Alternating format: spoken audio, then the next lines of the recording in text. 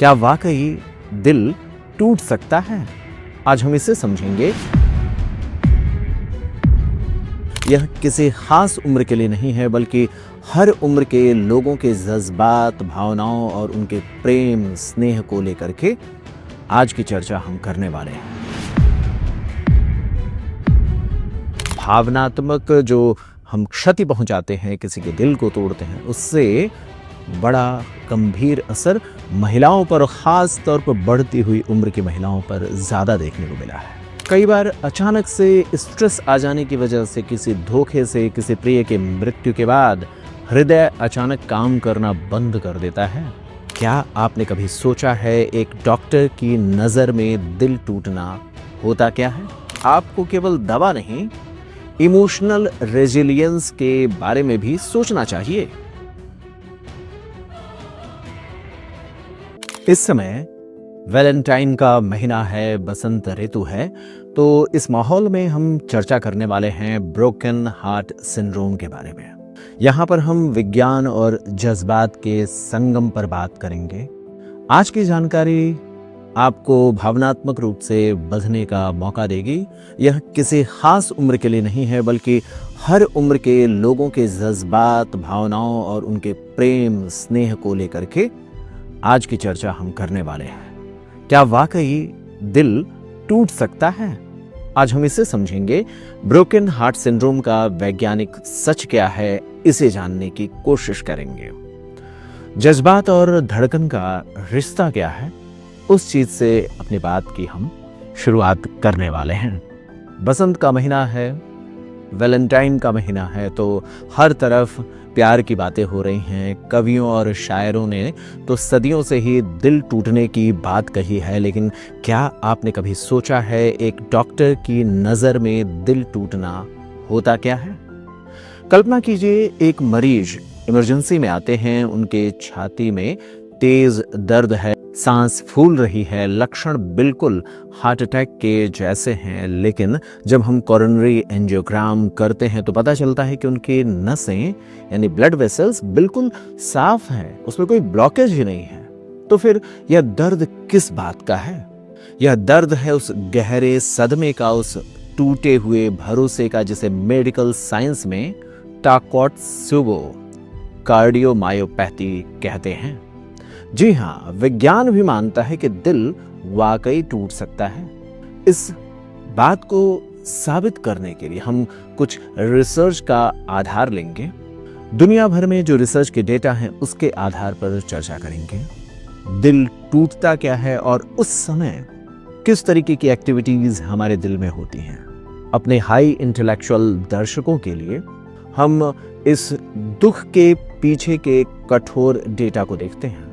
पहला सोर्स है new England journal of medicine, NEJM में 2005 में प्रकाशित हुआ था विटस्टीन और उनके साथियों की ऐतिहासिक स्टडी। इस रिसर्च में उन मरीजों को शामिल किया गया था जिन्हें अचानक भावनात्मक तनाव, जैसे किसी की मृत्यु या बड़ा धोखा, वो धोखा फाइनेंशियल हो, प्यार में हो, ऐसे लोगों के संख्या पर रिसर्च किया गया। इसमें ध्यान रखा गया कि भावनात्मक तनाव, चाहे किसी प्रिय के मृत्यु या किसी बड़े धोखे के बाद हार्ट फेल्योर के लक्षण महसूस होते हैं। शोधकर्ताओं ने पाया कि इनके शरीर में कैटाकोलामिन्स यानी स्ट्रेस हार्मोन्स का लेवल एक सामान्य व्यक्ति से 7 से लेकर 34 गुना तक ज्यादा था। इसका क्या मतलब है? इसका मतलब है कि जो हमें तकलीफें मिलती हैं अचानक से धोखा या अपने प्रिय को खो देने से, हमारे शरीर में स्ट्रेस पैदा करने वाले हार्मोन्स जनरेट होते हैं। वो हमारे हृदय की एक्टिविटीज को बुरी तरीके से प्रभावित करते हैं। ऐसा लगता है मानो हार्ट फेल्योर जैसा मामला डेवलप हो गया है।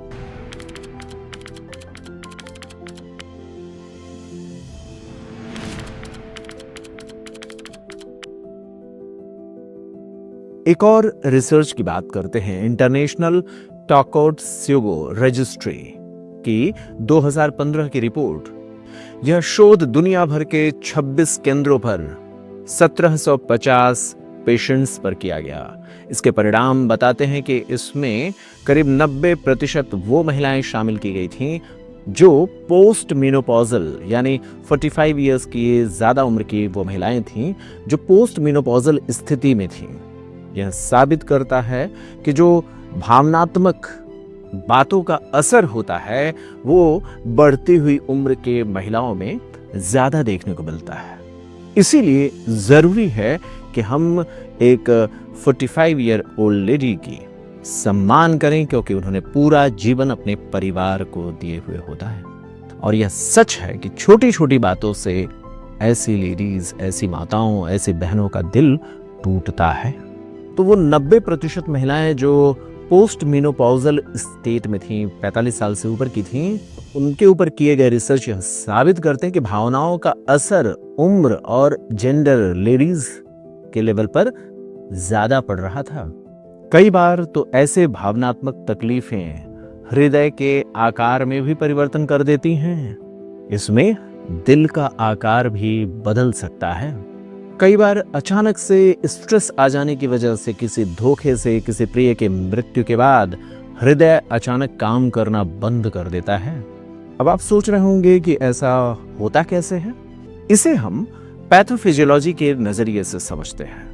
जब आपको कोई गहरा दुख या सदमा लगता है तो आपका दिमाग शरीर में एड्रेनलिन और नॉर एड्रेनलिन की बाढ़ ला देता है। ये खास हार्मोन्स हैं जो सीधे हृदय की मांसपेशियों की छोटी नसों यानी माइक्रोवैस्कुलर सिस्टम को सिकोड़ देते हैं। ध्यान से समझिए, आपने अपनी माँ की, अपनी बहन की, जो 45 इयर्स से ज्यादा उम्र की हैं, उनका दिल तोड़ा तो होगा क्या। कई बार वो कह नहीं पाते हैं, लेकिन एड्रेनलिन, नॉर एड्रेनलिन के बाढ़ उनके शरीर में, उनके ब्लड में घूम रहा होता है। हृदय में पहुंच करके हृदय के मांसपेशियों की छोटी नसों यानी माइक्रोवैस्कुलर सिस्टम को सिकोड़ देते हैं। इसके कारण हृदय के आकृति में धीरे धीरे परिवर्तन आने लगता है। हृदय का निचला हिस्सा यानी एपेक्स फूल जाता है और धड़कना बंद कर देता है। इसे टाकोट-त्सुबो कहते हैं। ऐसा इसलिए क्योंकि इकोकार्डियोग्राम में दिल का आकार जापान में एक खास आकृति के जैसा होता है, जो नीचे से गोल और ऊपर से सकरा होता है। यह आपके दिल की लाचारी का वैज्ञानिक स्वरूप है। इसीलिए एक नारी, चाहे वो पत्नी के रूप में हो, माँ के रूप में हो, बहन के रूप में हो या आपके कुलीग के रूप में हो, उनका सम्मान करिए, क्योंकि यह देखा गया है भावनात्मक जो हम क्षति पहुंचाते हैं, किसी के दिल को तोड़ते हैं, उससे बड़ा गंभीर असर महिलाओं पर, खास तौर पर बढ़ती हुई उम्र की महिलाओं पर ज्यादा देखने को मिला है। ऐसे मामलों में सामाजिक सपोर्ट की भी बड़ी जरूरत होती है।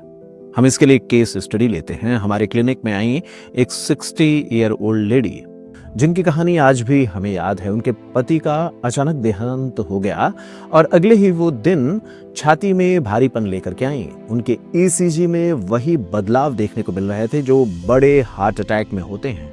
उनकी आंखों में केवल आंसू नहीं थे, उनके दिल की मांसपेशियों में भी उस दुख का स्ट्रेस ईसीजी पर देखने को मिल रहा था। लेकिन कोई ज्यादा घबराने की जरूरत नहीं थी, उन्हें हमें इमोशनल सपोर्ट देने की जरूरत थी। वह कोई हार्ट अटैक का मामला नहीं था। अचानक से अपने प्रिय के खो देने की वजह से उनके हृदय में जो स्ट्रेस का असर था वो ईसीजी में सीधे तौर पर देखने को मिल रहा था। हमने अपने अनुभव के आधार पर उनकी सपोर्टिव थेरेपी शुरू किया। परिवार के लोगों को भी इनकरेज किया कि आप उनके साथ सामाजिक कनेक्शन और बेहतर रखें और ज्यादा सपोर्टिव रखें। चमत्कार देखिए, हार्ट अटैक के विपरीत टाकोट-त्सुबो के पेशेंट अक्सर 2 से 4 हफ्तों में पूरी तरीके से रिकवर हो जाते हैं, क्योंकि उनके हृदय की मसल्स मरी नहीं होती हैं, वो केवल स्तब्ध हो जाती हैं, एकदम शांत हो जाती हैं, क्योंकि उनके ऊपर आकर के जब स्ट्रेस हार्मोन काम करता है तो वो मांसपेशियां काम करना रोक देती हैं। तो उन लेडीज की रिकवरी साबित करती है कि समय हर घाव को भर देता है। यह बात वैज्ञानिक रूप से भी सच है। अब हमें दिल को टूटने से कैसे बचाना चाहिए? एक डॉक्टर के तौर पर आपको केवल दवा नहीं, इमोशनल रेजिलियंस के बारे में भी सोचना चाहिए। बहुत सारे मेडिसिन्स भी होते हैं जैसे बीटा ब्लॉकर्स। आप डॉक्टर की सलाह पर ये जो खास मेडिसिन्स होती हैं, ये स्ट्रेस हार्मोन्स के असर को कम करने में मदद करती हैं। इमोशनल फर्स्ट एड की जरूरत है। दुख को दबाइए नहीं, बल्कि जो आपके प्रिय हैं उनसे शेयर कीजिए। शोध बताते हैं कि सोशल सपोर्ट शरीर में ऑक्सीटोसिन को रिलीज करते हैं, जो कैटाकोलैमिन यानी ये जो स्ट्रेस वाले हार्मोन्स हैं उनके जहर को बेअसर कर देते हैं। प्राणायाम और ध्यान तो करते ही रहिए, यह आपके पैरासिम्पैथेटिक नर्वस सिस्टम को एक्टिवेट करते हैं, जिससे हृदय की गति, आपका ब्लड प्रेशर स्थिर बना रहेगा, भावनाओं पर आपका नियंत्रण बना रहेगा। तो क्या भावनाओं का असर दिल पर पड़ता है? बिल्कुल पड़ता है। मैंने आपको यही तो बताने के लिए आज की चर्चा की है। आप स्ट्रेस में होंगे तो हो सकता है हार्ट फेल्योर जैसा लक्षण आप में हो सकता है देखने को मिल जाए, लेकिन वह स्ट्रेस हार्मोन्स की वजह से हृदय ने अपने काम करने की प्रक्रिया को रोक रखा है। तो इसलिए यह सच है, भावनाओं के टूटने से दिल टूटता है। तो आदरणीय मित्रों, वैलेंटाइन के इस महीने में, बसंत के इस महीने में हम प्यार का जश्न तो मनाते हैं, लेकिन याद रखिए आपका दिल सिर्फ एक पंप नहीं है, यह आपकी हर भावना, हर आंसू और हर मुस्कान का आईना है। विज्ञान ने साबित कर दिया है कि भावनाएं केवल मन में नहीं होती, वो आपकी कोशिकाओं और धड़कनों में भी होती हैं। इस महीने, इस प्रेम के महीने में किसी का दिल मत तोड़िए, क्योंकि यह केवल मुहावरा नहीं है, यह एक जानलेवा क्लिनिकल कंडीशन भी बन जाता है। जागरूक रहिए, संवेदनशील रहिए, अपना और अपनों का ख्याल रखिए। अगर आपको मेरी बात अच्छी लगी है तो हमें किस तरीके से अपने हृदय की भावनाओं पर नियंत्रण करने के लिए कौन कौन से योग करने चाहिए, किस तरीके से सुबह उठने का पैटर्न होना चाहिए, पूरा मॉर्निंग की प्लानिंग क्या होनी चाहिए अपने भावनाओं को कंट्रोल करने के लिए, अगर आप इस पर खुद से कमेंट करेंगे और हमें रिक्वेस्ट डालेंगे तो हम इस पर अगला वीडियो ज़रूर लेकर के आएंगे। आप वीडियो हमारा अंत तक देखें, हमें कमेंट भी करते रहा करिए, इससे हमारा आपसे दिल का कनेक्शन बनता है। तो प्लीज़ आप हमें कमेंट करके, अगर आपको अच्छा लगता है तो ज़रूर अपनी भावनाएं रखिए। अगर आपका कोई सुझाव होता है, कुछ चीज़ें बुरी भी लगती हैं, तो उसको भी लिखिए। आपके कमेंट करने का हम इंतज़ार करते हैं और आप हमें सब्सक्राइब कर सकते हैं, अपने दोस्तों में शेयर कर सकते हैं। अगर आप हमें हमारी मुहिम को ज़्यादा मदद करना चाहते हैं तो आप हमारे चैनल को ज्वाइन भी कर सकते हैं। आपने हमारी बातें सुनी, इसका बहुत बहुत आभार। सादर नमस्कार।